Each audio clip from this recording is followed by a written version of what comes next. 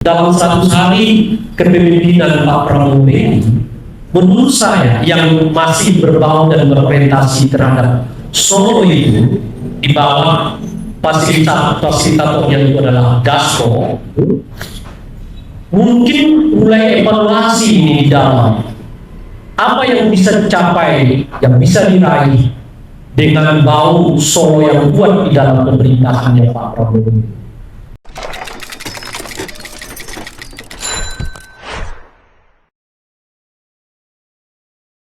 Assalamualaikum warahmatullahi wabarakatuh. Salam sejahtera, selamat siang menjelang sore dengan rekan saya yang berbahagia. Memang 100 hari pemerintahan Pak Prabowo ini boleh disebut ini masih nuansa rezim Solo gitu. Jadi orientasinya masih banyak sekali berasal dari Solo. Bahan-bahannya juga sebenarnya berasal dari Solo, ya. Yang muncul pemerintahan Kertanegara Pak Pemalang ya. Kertanegara. Oh, Kertanegara. Ini belum Kertanegara nih, ini masih Solo ya.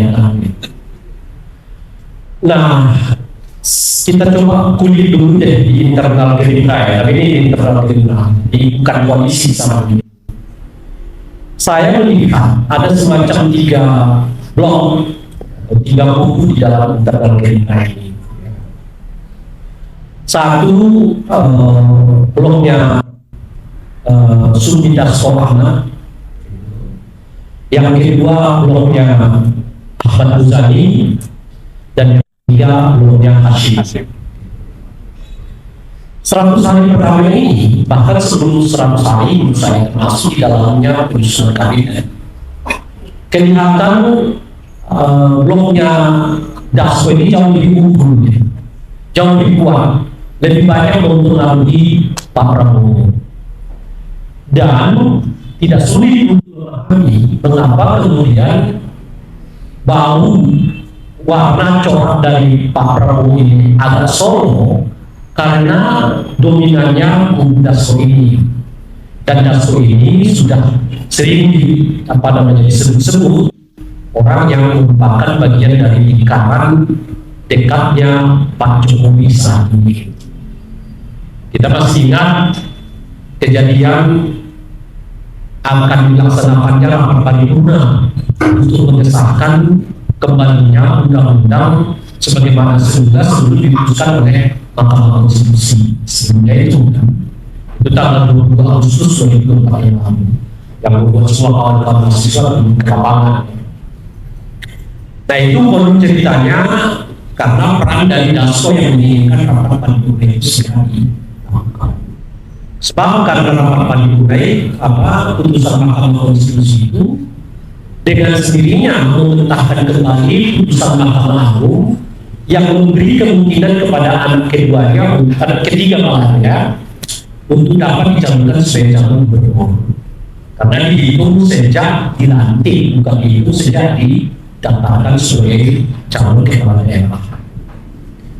Nah, tetapi dalam 100 hari kepemimpinan Pak Prabowo ini, menurut saya yang masih berbau dan berorientasi terhadap Solo itu di bawah fasilitatornya itu adalah Dasko, mungkin mulai evaluasi ini di dalam apa yang bisa dicapai, yang bisa diraih dengan bau Solo yang kuat di dalam pemerintahannya Pak Prabowo. Rasanya mulai ada kesadaran bahwa 100 hari ya pencapaian pemerintahan Pak Prabowo ini, kalau mau bicara objektif belum kemana-mana, belum ada satu perubahan besar yang memungkinkan Pak Prabowo tumbuh sebagai presiden yang berasal dari Kertanegara. Belum ada ini. Nah, di tengah-tengah itulah, kalau bahkan karena tidak ada, sentimen negatifnya makin tinggi kepada Pak Prabowo. Setidaknya misalnya ada 3 di mana Pak Prabowo jadi oleh publik Satu, ketika beliau mengatakan akan memaafkan koruptor asal mengembalikan uang, lalu diolok-olok budi. Ketika beliau mengatakan setuju dengan pikiran lahir agar pilkada tidak lagi langsung tapi cukup dipilih melalui kepala daerah, diolok-olok budi. Lalu yang terakhir, lambatnya beliau merespon putusan hakim terkait dengan kasus itu tadi 270 triliun. Setelah kita ol-ol di luar, 2 hari setelah itu baru dia pidato yang menyesalkan kenapa sampai ada putusan hakim terkait dengan itu. Tentu di bidang-bidang yang lain juga yang lebih substantif juga terasa, termasuk di dalamnya adalah kasus soal pangan bambu yang kalau tidak ditangani cepat oleh Pak Prabowo, ini akan menimbulkan sentimen negatif yang makin tinggi kepada Pak Prabowo. Karena secara kasat mata orang nggak bisa masuk ke akal kita. Begitu panjang bambu itu berderet sampai 30 km, satu pun aparat pemerintah tidak ada yang tahu dari mana asal usulnya. Kan nggak masuk akal kita. Kasus Hasto yang 5 tahun yang lalu aja mereka bisa kejar-kejar. Nah ini kasus yang baru tumbuh tahun 2002, mereka udah nggak tahu dari mana asal usulnya. Nggak masuk akal kita. Nah dalam konteks itulah lagi-lagi mulai kelihatan ada keraguan dari Pak Prabowo untuk terus tumbuh muncul sebagai presiden rasa Solo, gitu ya, untuk lebih muncul dirinya sebagai presiden rasa pertanian. Prabowo adalah Prabowo bukan Jokowi, kira-kira begitu. Nah, reaksi pertama ini yang dilakukan oleh beliau adalah soal apa namanya, soal bambu itu. Saya kira ini pernyataan simbolik dari Pak Prabowo. Tentu di luar soal tindakan ini sudah tepat, gitu ya. Tapi ini pernyataan simbolik dari Pak Prabowo bahwa banyak program-program dari Pak Jokowi masa yang akan datang yang besar kemungkinan akan dikoreksi oleh Pak Prabowo. Karena kenyataannya begitu banyak yang menyalahi aturan. Ini kan pagar bambu ini sedikit demi sedikit mulai menyeret-nyeret Solo, ya kan? Orang mempertanyakan, kok tiba-tiba ada HBP-nya? HBP-nya kapan dikeluarkan? Tahun 2022. Siapa presidennya di situ? Presidennya Pak Jokowi. Masa Pak Jokowi tidak tahu ada pengeluaran HBP sampai 260 ya? Bukan 26, 260 HBP di dalamnya itu. Lalu tidak diketahui gimana ceritanya. Kan orang mulai seret-seret tuh. Kemarin AHY sudah menyatakan, oh itu bukan di periode saya. Jadi satu persatu mulai saling bela, ya kan? Bukan di periode saya, berarti di periode yang sebelumnya. Tapi periode sebelumnya itu adalah Pak Hadi. Pak Hadi sudah mulai mengatakan bahwa zaman saya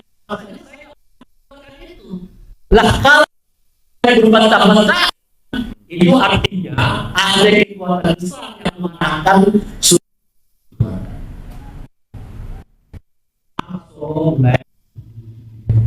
tentu saja tidak akan nyaman. Seiring dengan Prabowo dengan Megawati dinaikkan juga, itu juga bagian dari simbol yang mulai makin menegaskan bahwa Pak Prabowo setelah 100 hari ingin tampil sebagai presiden yang datang dari Kertanegara, bukan presiden yang berasal dari Solo. Nah, cuma saya lihat nih, ini kan pertemuan tertunda-tunda, katanya 23 Januari kemarin, ini ya, rencananya itu ditunda kapan?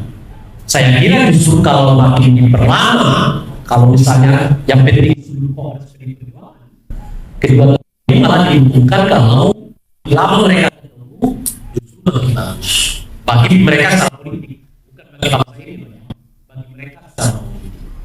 Apa bagi bagusnya? Karena pada saat itu ada kemungkinan Ibu Mega tanda kutip ya, kongresnya nggak akan diganggu-ganggu oleh orang dari luar. Sebab partai politik kita hanya bisa diganggu kalau ditopang oleh kekuasaan. Cek lagi itu, partai politik rusuh itu di dalam karena ada kekuasaan yang membiarkan. Nah, Ibu Mega kepentingan dengan naiknya isu akan digoyang itu agar pemerintah yang sekarang berkuasa kalaupun tidak peduli setidaknya dia netral. Kalau pemerintah yang sekarang netral, artinya PDI Perjuangannya masih bisa menangkal serangan yang mungkin baik dari dalam maupun dari luar.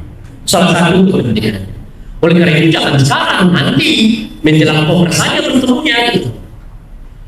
Pun juga dengan begitu, Pak Prabowo teruntukkan karena beberapa kebijakannya tidak mendapatkan penolakan yang keras di DPR sekarang. Coba sebelum isu soal pertemuan ini muncul, PPN 12 misalnya, bulan Agustus, PDI kencang sampai Hasso ditetapkan sebagai apa namanya, terlibat dalam kasus suap satu itu kan, kencang sekali. Ujungnya apa? Presiden akhirnya menangkan KMK PPN 12. Karena di DPR-nya juga kencang sampai salah satu anggota DPR-nya dari fraksi PDI Perjuangan hendak dipanggil oleh MKD karena dianggap melakukan provokasi kepada masyarakat untuk menolak PPN 12%. Nah itu bukan tugas dia. Tugas dia menyampaikan kepada masyarakat sikap partainya yang menolak itu. Jadi ada anggota DPR yang melaksanakan tugas dan kewenangannya dipanggil DKP MKD. Ada anggota DPR yang syuting di Amerika Serikat tentang kebakaran dibiarkan oleh MKD. Apa hubungannya syuting-syuting di Amerika sana soal kebakaran Los Angeles? Tapi dibiarkan tuh sama MKD. Ada yang masih ini ya, MC di acara lama. Ada juga anggota DPR MC di acara lama, nggak dipanggil oleh MKD. Nah ini menunjukkan kepada kita awalnya itu belum harmonis. Nah tapi begitu isu tentang Pak Jokowi atau ya Pak Prabowo dengan Ibu Mega akan ketemu, nah kelihatan PDI juga agak rem. Misalnya sampai saat ini saya tidak lihat sikap mereka yang tegas, jelas soal Pak Budi Pangeran itu. Udah baca belum sikap PDI-nya?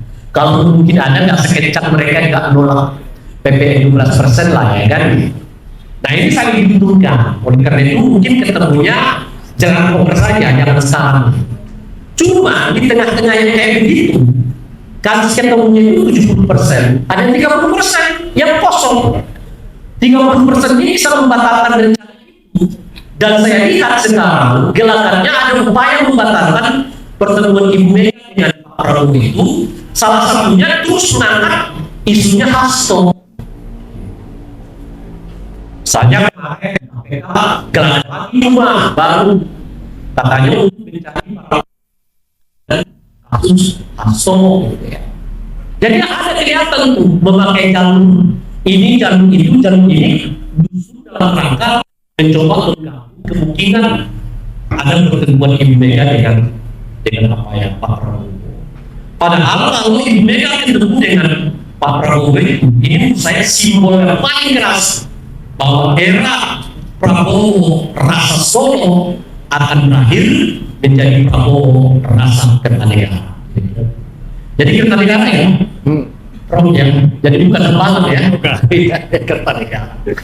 Jadi Prabowo akan mungkin sirna dalam konteks apa namanya itu Solo muncul ya Prabowo rasa Kertanegara. Itu menjawab pertanyaan pertama. Kenapa kelihatan dia goyang-goyang? Karena memang nggak ada masa depannya kalau dia tetap di Solo.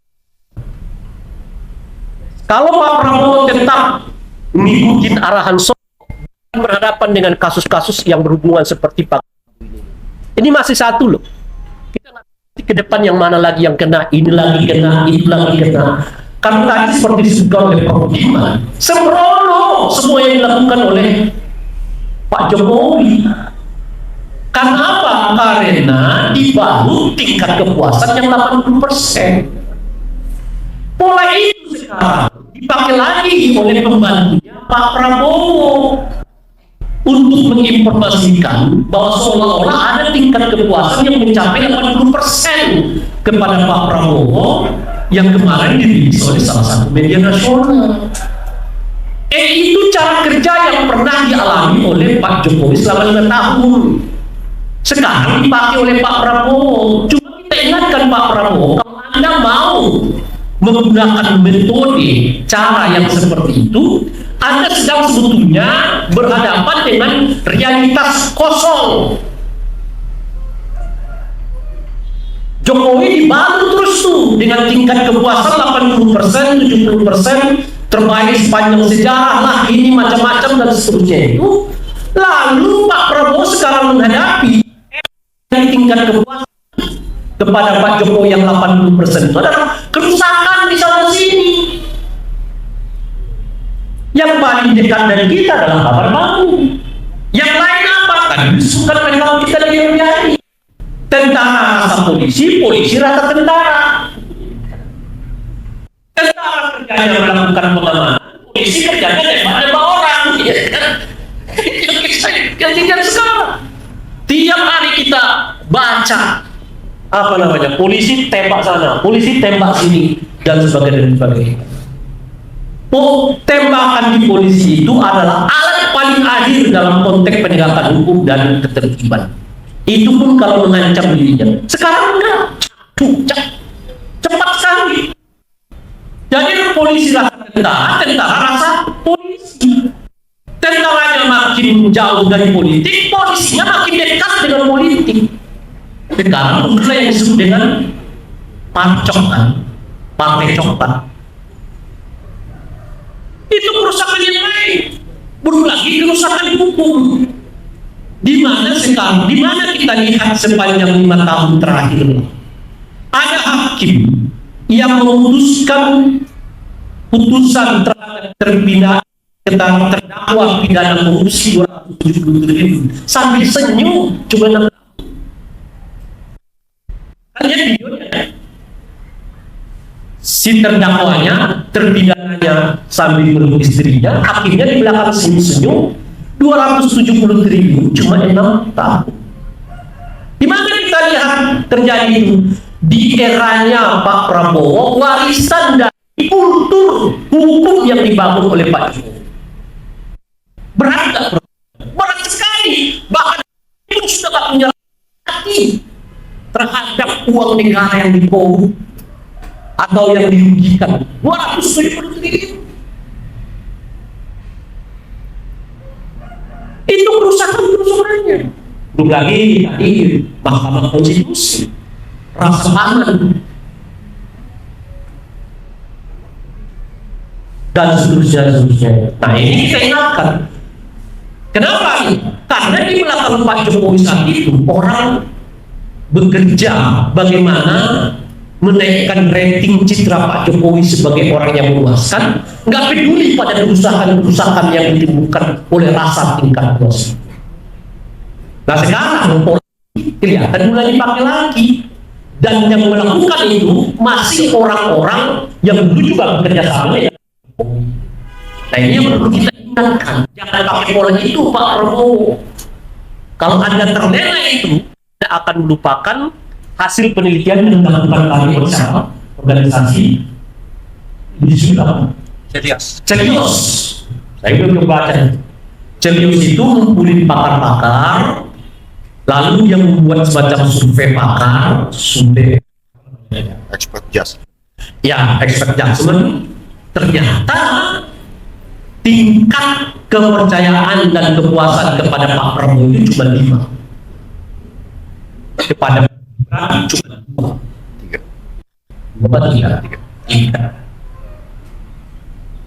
Kalau ditemukan yang expert mengatakan cuma 2. Karena mereka menyentuhnya bukan hanya sekedar fisik, tapi juga bahan bakar. Bukan hanya sekedar makan siang, tapi juga soal penegakan hukum. Maka muncullah angka 5. Tapi kalau model tingkat kepuasan ala rejimnya Jokowi, maksud sama seperti yang kemarin, bagikan bansos, MBG dijalankan, janjikan kenaikan gaji PNS, gaji buruh, lalu beri janji untuk menggratiskan warga negara yang ulang tahun medical check up. Ditanya setelah itu semua dibagikan, ya siapa di Republik ini yang mengatakan tidak berterima kasih pada Pak Jokowi? Sorry, pada Pak Prabowo. Yang surveinya itu 14 Januari itu artinya bansosnya sudah dibagikan, MBG-nya sudah jalan, sudah ada penolakan PPN 12% ditetapkan gak jalan, lalu gaji PNS dijanjikan naik, gaji WPR dijanjikan naik, lalu kemudian orang-orang yang berulang tahun lalu medical check up-nya akan digratiskan, lalu survei 80% puas. Model kerja ini yang dipakai oleh Pak Jokowi, yang kemudian berdasarkan tingkat kepuasan 80% yang basically ini yang melakukan kerusakan di sana sini. Yang sekarang kita harus tahu, aparat polisinya begini, gitu ya, tentaranya makin dekat lagi ke politik, tadi dijelaskan kami tadi yang hakimnya ketawa memutuskan 6,5 tahun untuk tingkat kerugian negara yang sampai 270 triliun, ketawa, senyum.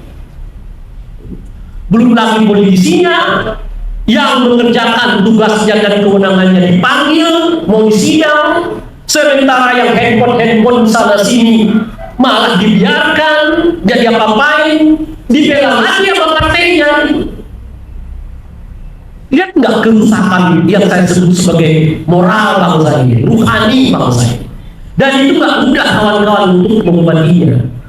Kalau Anda lapar, kasih makan selesai, laparnya hilang. Tapi kalau moral rusak, nggak setahun 2 tahun menyelesaikan. Paham saya? Jadi kalau orang miskin dikasih makan selesai, laparnya hilang, persoalannya selesai. Tapi kalau udah miskin moral, miskin etik, ya kan, miskin rohani, puluhan tahun kita membenahi. Sampai sekarang mentality korup nggak hilang. Tambah parah. Jadi ini bukan persoalan miskin, mental sudah, mentality korup. Yang korupsi ini kan bukan orang miskin, orang-orang kaya semua.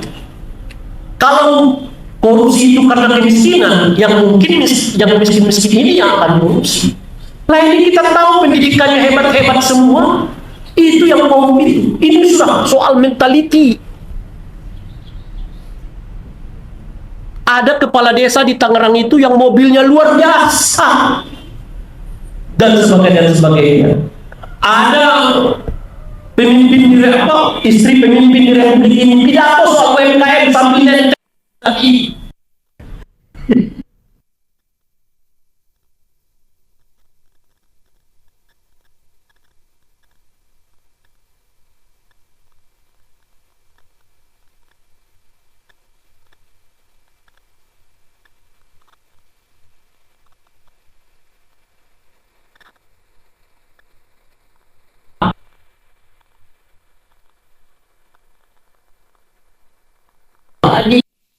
Ini tidak. Nah, karena itu kalau bagian ini ada lagi nih, supaya moral, etik, rohani kita berbangsa dan bernegara ini mau kemana? Ini dibukti ada semua. Sehingga kita nggak bicaranya lagi soal perut kenyang, enggak, tapi otak juga harus kenyang, jiwa juga harus kenyang. Itu makna penting dari lagu yang kita nyanyikan tadi, bangunlah jiwanya, bangunlah raganya. Itu yang disebut dengan Indonesia, keadilan sosial bagi seluruh rakyat Indonesia. Adil itu rohani, sosial itu jasmani. Jadi cukupkan bahan dari otaknya, cukupkan juga bahan makan bagi. Terima kasih. Assalamualaikum warahmatullahi wabarakatuh.